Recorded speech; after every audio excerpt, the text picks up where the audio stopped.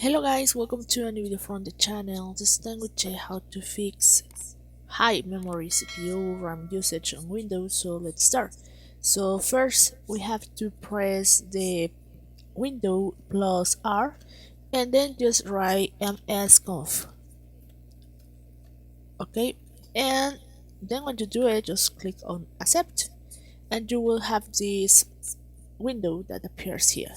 So you can select this one and services. Okay, so you can select hide all the Microsoft settings here and just click here, and then just click here on disable everything. So just click here on disable, and when you do it, just click on apply. Okay, so that is how you can do it. Also, you can check the Windows and then just click here on open tools.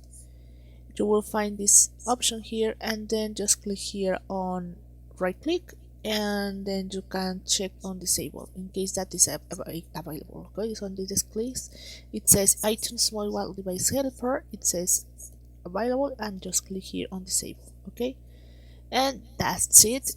Then just click on ability and ready to use it. Okay, so then you can do it and just accept it, and that is how you can fix the high memory CPU RAM without any problem. As you can see, it's very easy to do it. So guys, I hope this helps you so much.